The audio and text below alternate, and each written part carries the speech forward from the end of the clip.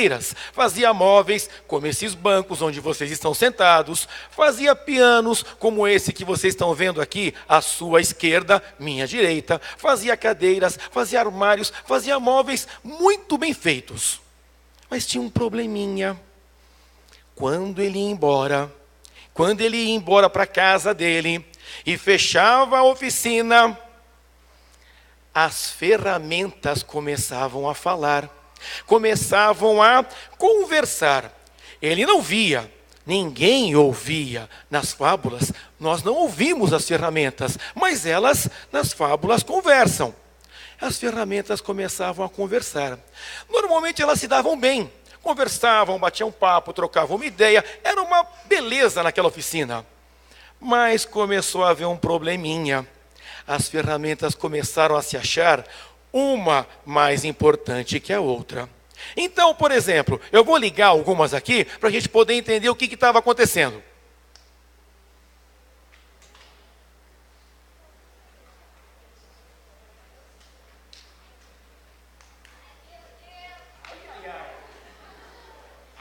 O que vem por aí? As ferramentas elétricas se achavam mais importantes. A furadeira furava. E ela falava: eu sou a mais importante que existe aqui dentro, pois eu furo tudo.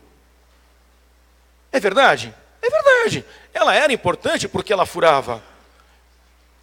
A lixadeira falava: não, importante sou eu, pois eu lixo, eu dou acabamento, eu deixo tudo mais lisinho.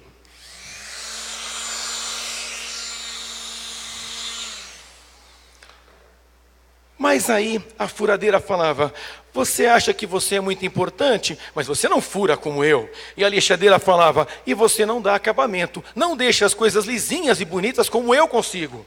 Aí a dona Serra Tico-Tico falava assim: e vocês duas não sabem nada, eu é quem consigo cortar qualquer coisa.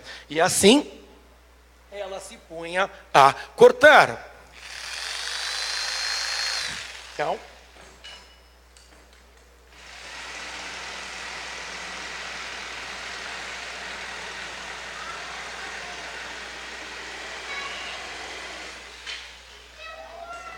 olha o que aconteceu aqui. Cada uma se achava mais importante que a outra. Isso, as ferramentas elétricas e as ferramentas manuais. Ah, mas vocês dependem da luz, da eletricidade. Nós conseguimos trabalhar sem eletricidade. Seu martelo, eu sou o mais importante. E eu bato. Eu bato em quem for necessário. Dona Chave de Fenda disse: mas você só consegue com força, batendo na cabeça dos pobres dos pregos. Eu, ao contrário, sou mais delicada, sou mais fina, consigo fazer serviços mais finos do que você. Em outras palavras, gente, estava uma briga tremenda, porque todo mundo se considerava importante. Até a dona parafusadeira se achava muita coisa. E ela ia falar: eu me acho importante, me acho. Alguém ouviu? Não. Por quê? Vira a dona parafusadeira manual e disse: ô Boboca, você precisa de uma bateria, você tem que ser ligada. Eu funciono diretamente com a mão. E aí, lá ia a dona parafusadeira pegar a sua bateria para poder funcionar e ser ouvida. Em outras palavras, todo mundo aqui vivia brigando porque uma se achava mais importante que a outra. Tudo bem? Tá. Até que o seu Edmundo recebeu uma encomenda. Aquele velhinho, marceneiro, bonitinho, que sabia mexer com as ferramentas todas, recebeu uma encomenda. Ele precisava, na verdade, não era nem uma encomenda, era uma coisa que ele tinha pensado em fazer. Ele era um crente, ele era um cristão. Ele levava a Bíblia dele para a oficina. Por que ele levava? Porque na hora do almoço, ele queria ler a Bíblia. terminava de almoçar, passava um tempinho e ia ler a sua Bíblia. Só que a marcenaria é um local que tem muito pó. Na hora de estar funcionando as ferramentas, sim, tem muito barulho também. Mas fora isso, tem muito pó. É uma poeirinha fina, fina, fina, que entra em todos os lugares. Quem mora perto de uma marcenaria sabe do que eu estou falando. É um pozinho fino que penetra. Mas, gente, se tem uma coisa que é boa, é o cheiro da madeira. É uma delícia o cheiro da madeira. Só que ele ficava preocupado porque a Bíblia dele enchia de pó, de poeira. Então ele pensou, vou fazer uma caixa para proteger a minha Bíblia. E aí ele veio para a oficina, abriu a porta, faz de conta que ele abriu aquela porta, entrou, e quando as ferramentas ouviam que ele estava chegando, silêncio total. Ninguém falava, por quê? As ferramentas não falam na frente dos humanos. Nas fábulas é assim. Lembrando que fábula é aquela historinha de faz de conta, aonde as ferramentas ou os animais falam como se fosse gente. Quando ouviram que a porta estava abrindo, quieto, o seu Edmundo está chegando. Nosso mestre está chegando. E o seu Edmundo, então, começou a preparar as madeiras para fazer a sua caixa, aonde ele ia guardar a sua Bíblia. Com o que ele trabalha mesmo? Mas qual a coisa mais importante que ele usa? As ferramentas e as madeiras. Tem que ter madeira. O seu Edmundo pegou as madeiras dele e começou a preparar o seu móvel. O que é isso?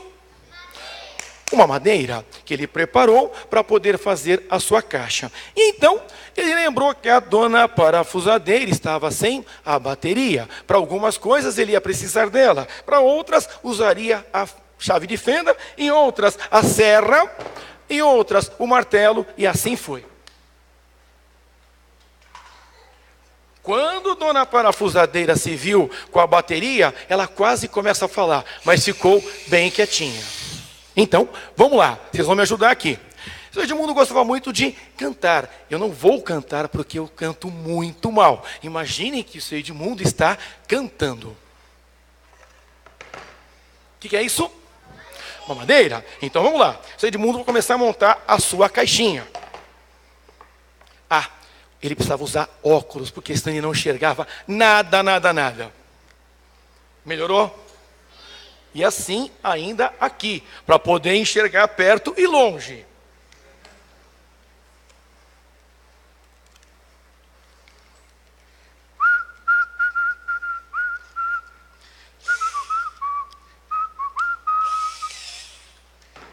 Uma madeira. Vou tentar ver se melhora aqui. Uma madeira. Esqueci de falar. Os parafusos e pregos também brigavam. Por serem os menorzinhos da oficina, eles se achavam os mais desprezados. Mas também se diziam que tinham a sua importância. Então, seu Edmundo começa a preparar a sua caixa.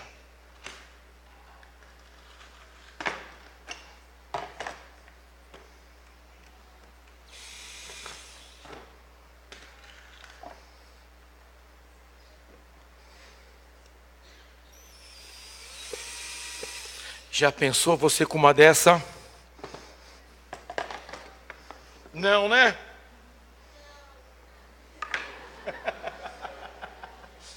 Ainda bem que vocês pensam assim. O seu Edmundo ficava muito bravo quando os seus filhos ou os seus netos iam na sua oficina. Porque ele falava, usa as ferramentas, mas guarda no lugar. Pode mexer, mas toma cuidado. E os netos e o seu filho, quando iam lá, nunca guardavam as coisas no lugar, deixavam tudo jogado, esparramado. E as ferramentas percebiam isso também e falavam, nossa, ele vai ficar bravo.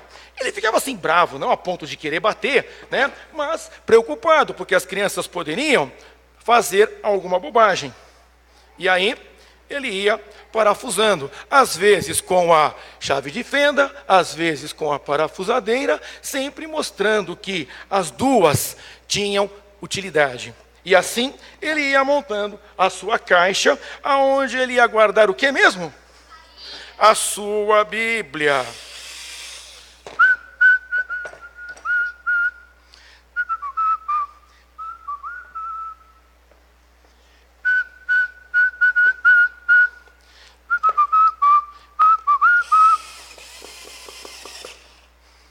E o que está virando aqui isso aqui, gente?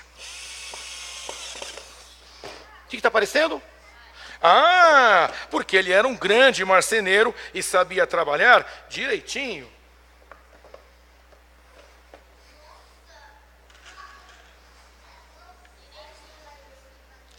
Você acha que o seu Edmundo não ia conseguir fazer isso? Imagina! O seu Edmundo sabia fazer isso e muito mais. Ele parafusava um pouquinho com a dona chave de fenda e o resto com a dona parafusadeira. Às vezes, o seu martelo achava que podia ajudar, então ele pegava os seus pregos e tentava, com o martelo, fazer o serviço. Às vezes ele conseguia, às vezes não, mas tinha a sua finalidade também. E assim, aos pouquinhos, o seu Edmundo foi montando o seu móvelzinho, a sua caixa, aonde ele ia guardar o que mesmo? A sua Bíblia, para não pegar o quê? Pó, poeira que tinha na oficina, muita poeira.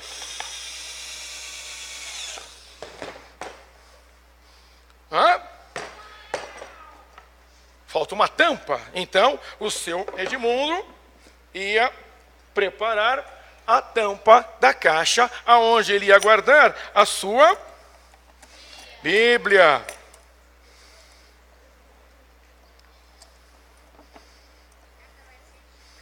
Você acha que não vai sair essa aqui? Vai sim, quer ver?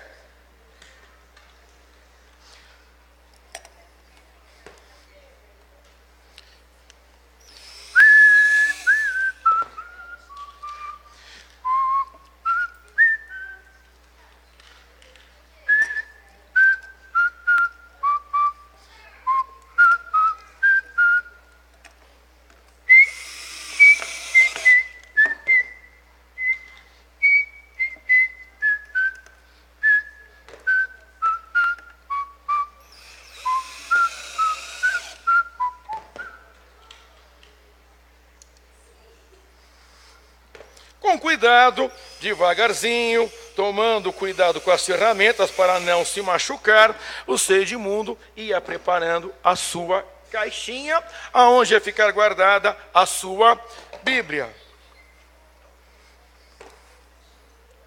Às vezes com a parafusadeira, às vezes com a chave de fenda, às vezes seu martelo falava, eu vou resolver. Calma, não é agora, tem hora para você ser usado, não é todo o tempo.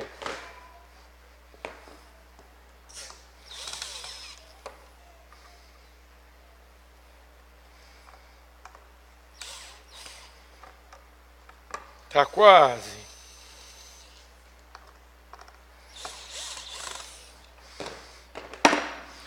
A caixa aonde o seu Edmundo iria guardar a sua Bíblia. Então, aqui, ele poderia colocar a Bíblia nas horas em que estivesse trabalhando,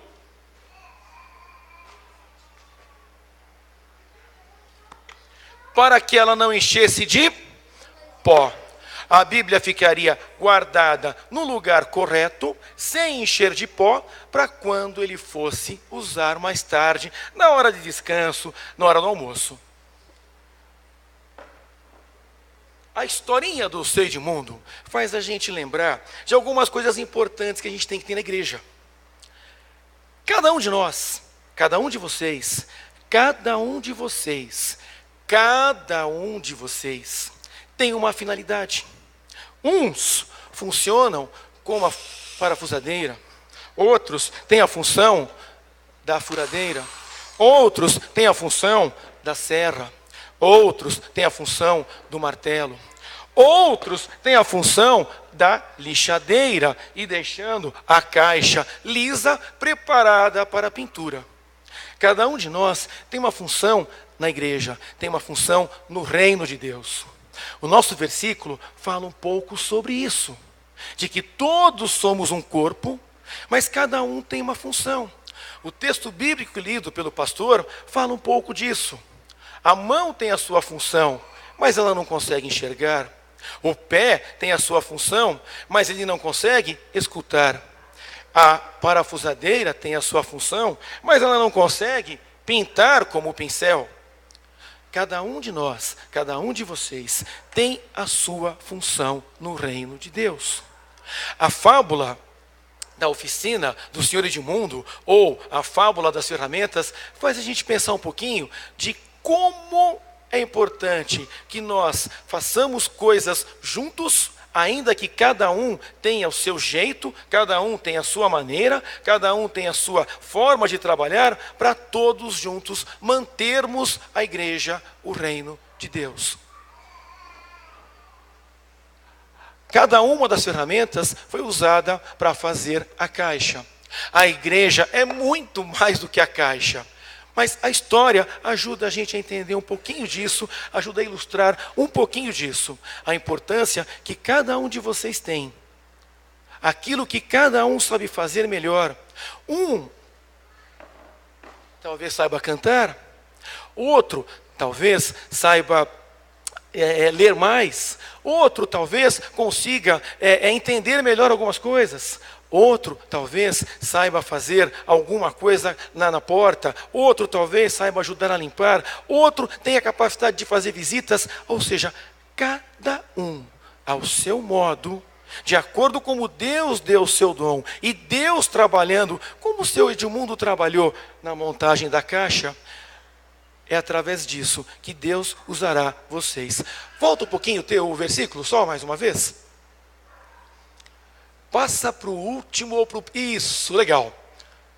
Agora a gente vai entender um pouquinho melhor o versículo. Ora, vocês são o corpo de Cristo. Cada um de nós tem o seu corpo com tudo perfeito.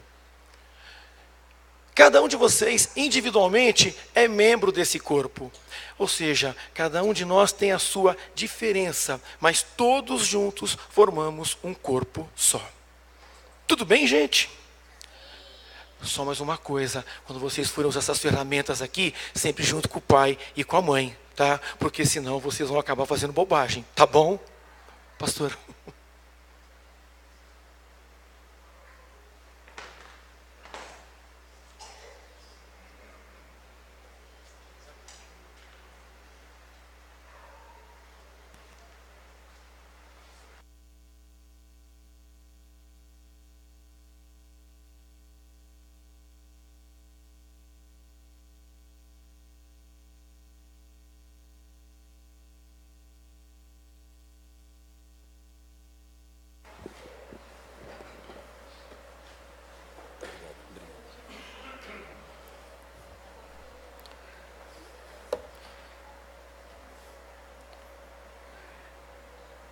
Irmãos, nós aprendemos uma lição importantíssima hoje, junto com as crianças.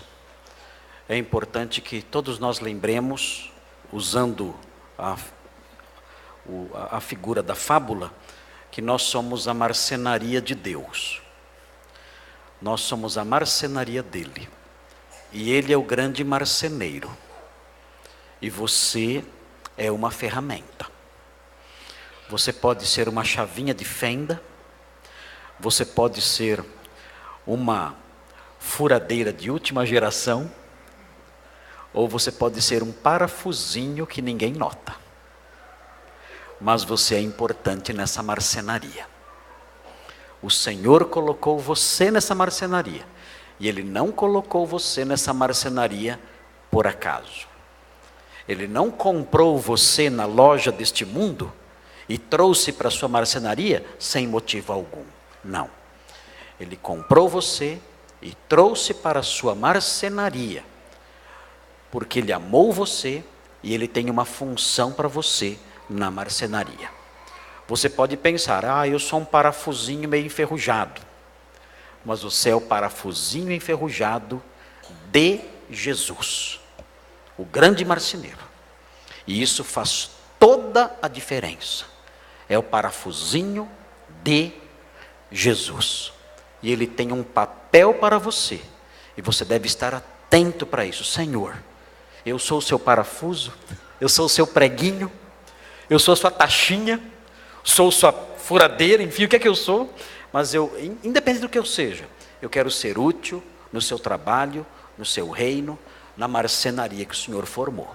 E essa lição que o professor, né, Ivan, exercendo aqui a função pastoral, nos ensinou, é uma verdade teológica, paulina, que deve ficar gravada no nosso coração, e todos nós temos que refletir acerca dessas coisas nessa semana. O que não vai ser difícil, porque temos aí uma ilustração muito viva na nossa mente acerca do que foi dito. Eu quero aproveitar o texto que o professor Ivan usou de 1 Coríntios 12, mas eu quero destacar um outro versículo. As crianças menorzinhas que não conseguirem ficar, as professoras podem tirá-las. Eu quero falar só 10 minutinhos com vocês, com os adultos. E aí os professores avaliam aí se as crianças vão aguentar ou não. Peço para o Mateus desligar esse ventilador. Você, como parafusinho de Jesus, você pode também ajudar aí, ainda que o Mateus faça tantas coisas, né? Mas me ajude aí, por favor. Eu quero só destacar para vocês aqui, muito brevemente, por causa do nosso horário, já são 8h10, eu quero destacar muito brevemente um versículo, que é um versículo que eu particularmente gosto muito, e eu quero destacar que é o versículo 13 do capítulo que o professor Ivan compartilhou conosco hoje. O professor Ivan realçou o papel de cada ferramenta. Cada ferramenta somos nós. E eu quero mostrar para vocês o versículo 13, que explica como foi que nós entramos para esse corpo. Como foi que nós entramos para a marcenaria de Deus. Como foi que nos tornamos parte disso? Eu quero apontar isso para vocês e quero destacar algumas verdades doutrinárias aqui a vocês adultos. As crianças talvez não vão conseguir talvez me entender muito bem naquilo que eu vou dizer. Eu não tenho a habilidade do professor Ivan para falar com os pequenininhos. Já tentei dar aula para crianças no passado, foi uma tragédia imensa, mas os adultos então vão me acompanhar, ainda que as crianças talvez não consigam. Mas eu quero ler o versículo 13 para vocês, que diz assim: pois em um só Espírito todos nós fomos batizados em um corpo, quer judeus, quer gregos, quer escravos, quer livres, e a todos nós foi dado beber de um só Espírito. O apóstolo Paulo, nesse texto, no capítulo 12, fala sobre a unidade do corpo. Cada membro estando presente num corpo, num só corpo, fazendo parte de um só corpo, e cada membro sendo útil. E a grande pergunta que surge, que esse texto responde é: como essa unidade se tornou real? Bastou simplesmente que nós frequentássemos a nossa famosa classe de novos membros e fôssemos aprovados numa assembleia ordinária, administrativa aqui na igreja? Foi assim que nós nos tornamos partes do corpo de Cristo? Não. Ainda que isso seja necessário por questões organizacionais, nós nos tornamos parte do corpo de Cristo por outros motivos. E eu quero então apontar para vocês aqui 3 verdades presentes nesse versículo relacionadas a isso. Nós aprendemos aqui que nós nos tornamos membros do corpo de Cristo através da ação do Espírito Santo. O Espírito Santo atuou em nós e existem realidades, verdades doutrinárias. Nesse versículo, um versículo curtinho, um versículo pequeno, há nele verdades doutrinárias acerca da atuação do Espírito Santo em nós que nós temos que destacar, relacionadas a esse fato de que foi Ele quem nos colocou nesse corpo. E a primeira verdade é a seguinte, irmãos, gravem isso. Gravem essa primeira verdade, porque há tanta coisa errada sendo dito por aí hoje em dia. E a verdade é a seguinte: o Espírito Santo batiza todos os crentes. Vou falar de novo. Vou falar de novo, porque essa é uma verdade que está sendo deturpada no meio evangélico. Estão ensinando mentiras acerca disso, estão dizendo o contrário disso por aí. Eu vou repetir o que eu falei. O Espírito Santo batiza todos os crentes. Todos os crentes.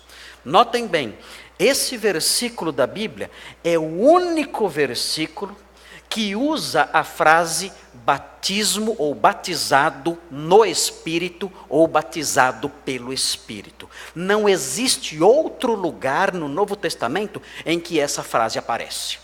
Essa expressão só aparece nesse versículo, batizados pelo Espírito ou batizados no Espírito Santo. Aqui vocês devem observar, o texto fala, pois em um só Espírito todos nós fomos batizados. Essa expressão, a expressão que fala do batismo do Espírito, ou no Espírito, ou pelo Espírito, só aparece aqui. É o único versículo que fala disso. E quando esse versículo fala disso, ele usa a expressão todos. O texto diz, pois em um só Espírito, ou uma tradução talvez melhor seria por um só Espírito. Gramaticalmente seria uma partícula instrumental.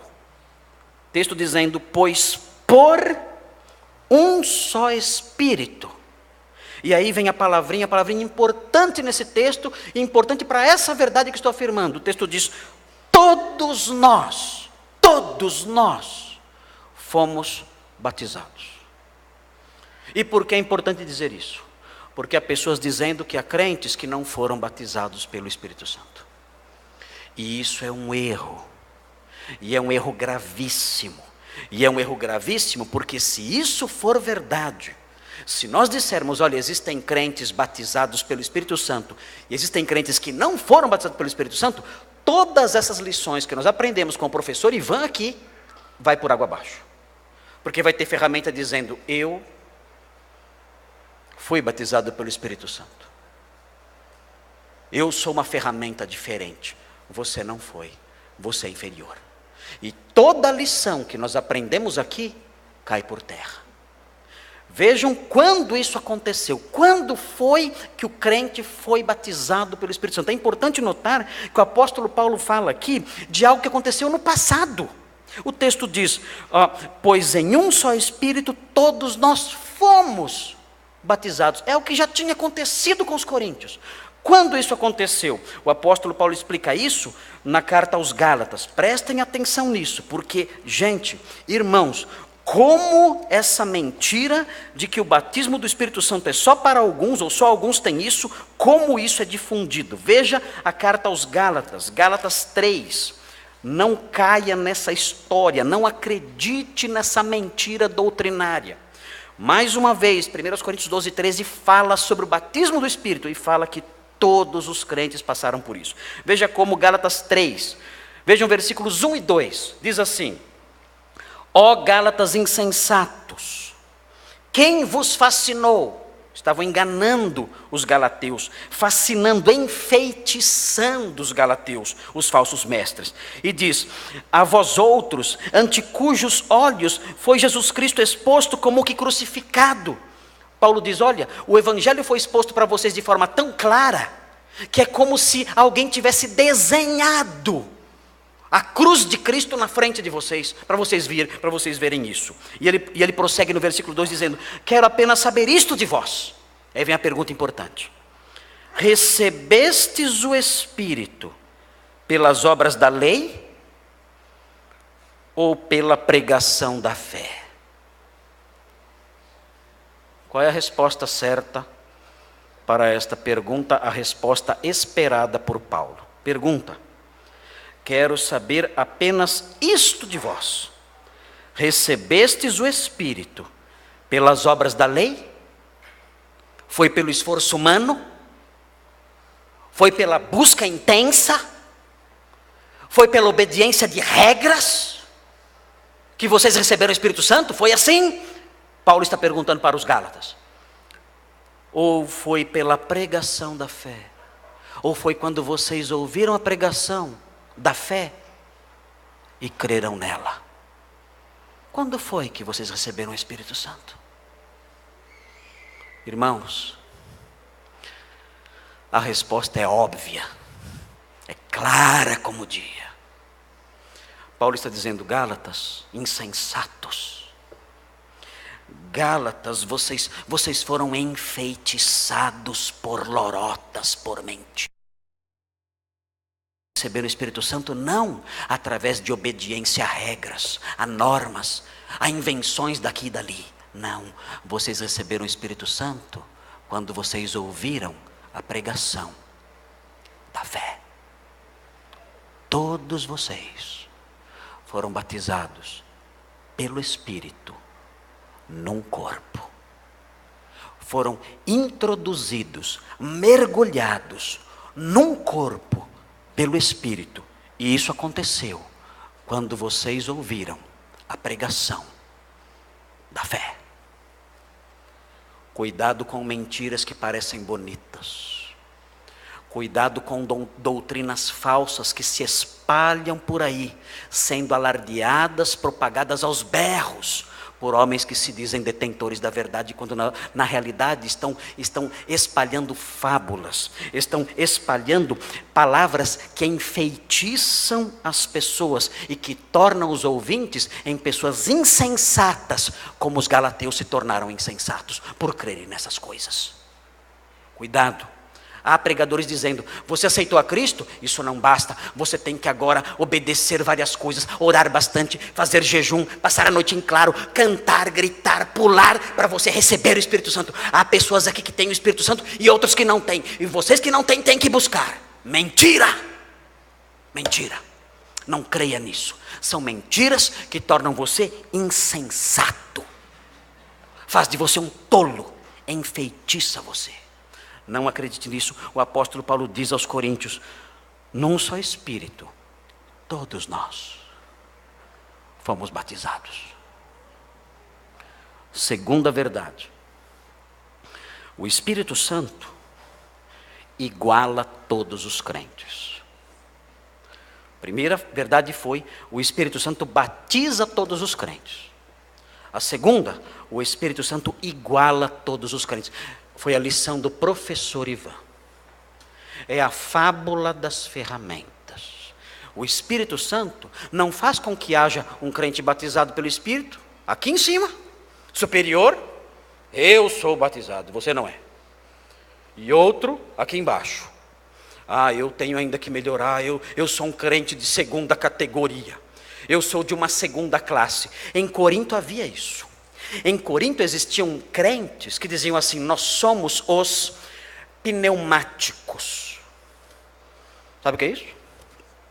Sabe o que é ser um pneumático? Sabe o que é pneuma? Espírito. Diziam: nós somos os pneumáticos. Nós somos espirituais. Nós estamos no outro nível. Vocês estão lá embaixo. Vocês não têm o que nós temos. Nós somos superiores. Nós estamos no outro nível. Nós somos a parafusadeira elétrica. Nós somos as ferramentas de ponta. Vocês? Vocês ainda são um martelo, a chave de fenda, coisinhas rasas, baixas. Nós não. Nós somos outro nível de ferramentas. Nós estamos no outro patamar.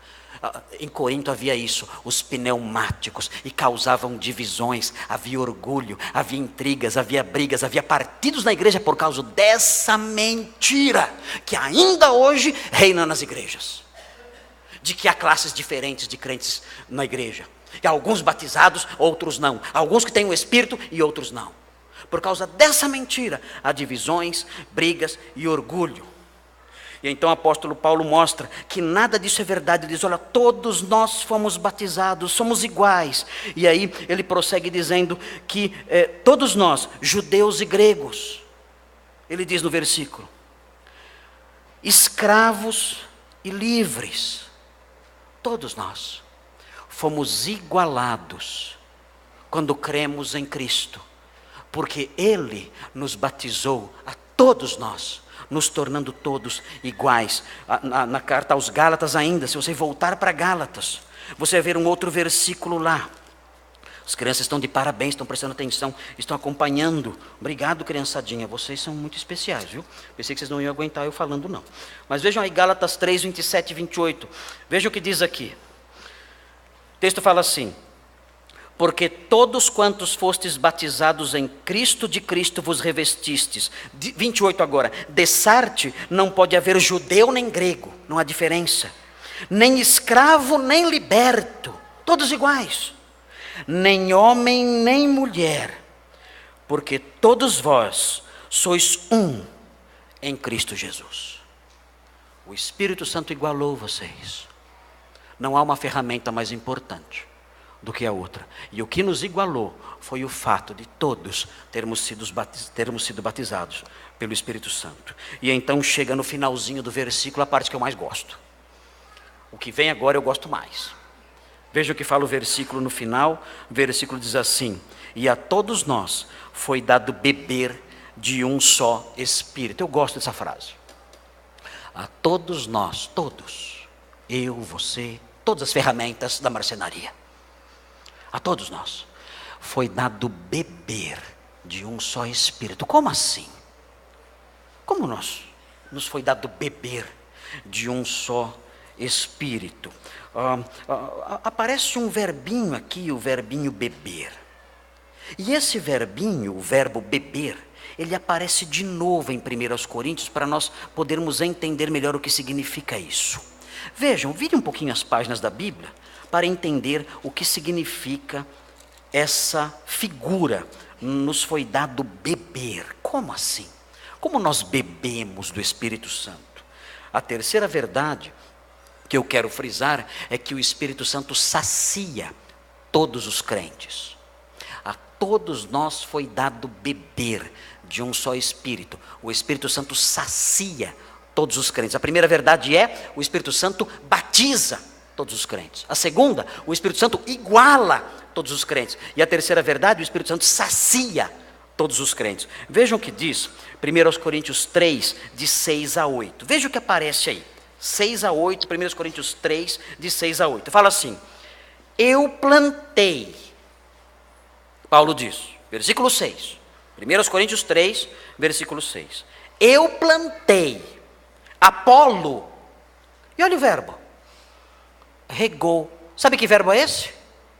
É o mesmo verbinho traduzido como beber. No capítulo 12. Eu reguei, eu plantei, Apolo deu de beber. Apolo regou. E ele prossegue. Mas o crescimento veio de Deus, de modo que nem o que planta é alguma coisa, nem o que rega, nem o que dá de beber. Mas Deus que dá o crescimento. Ora, o que planta e o que rega, de novo aparece dar de beber. São um, e cada um receberá o seu galardão segundo o seu próprio trabalho. Mas o que é dar de beber em 1 Coríntios? É regar, é nutrir. O que Apolo fez? Apolo ensinou. Apolo trabalhou para que a igreja tivesse conhecimento, entendimento, crescimento. Quando nós lemos no texto, o texto dizendo o Espírito Santo nos foi dado de beber, a todos nós foi dado beber de um só Espírito, isso significa o seguinte: o Espírito Santo nos ensina. O Espírito Santo nutre aquilo de que precisamos. O Espírito Santo nos rega. Ele nos consola, Ele nos exorta, Ele nos ensina, Ele nos guia, Ele rega a nossa vida, fazendo com que aprendamos, com que sejamos consolados, com que sejamos confortados. O apóstolo Paulo fala em Romanos 5,5 que o amor de Deus é derramado no nosso coração pelo Espírito que nos foi outorgado. O Espírito Santo colocou em nosso coração a convicção de que o Senhor nos ama. Ele regou o nosso coração. E isso é importante. Por quê? Porque o nosso coração, antes da nossa conversão, era seco. O nosso coração, antes da nossa conversão, era um deserto. Havia apenas sequidão, um lugar ermo, feio, morto.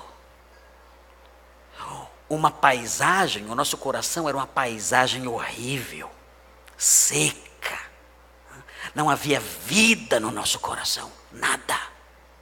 Mas a Bíblia diz que o Espírito Santo, Deus, pelo Espírito Santo, regou o nosso coração. Ele nos instruiu, Ele nos consolou, Ele nos confortou, Ele nos deu a certeza de que o Senhor nos ama. E o nosso coração então começou a florir, começou a florescer. Nosso coração se tornou um jardim regado. Isso aconteceu com quem? Com todos nós. O que o Espírito Santo fez conosco? Com todos os crentes. Ele batizou todos os crentes. Ele igualou todos os crentes.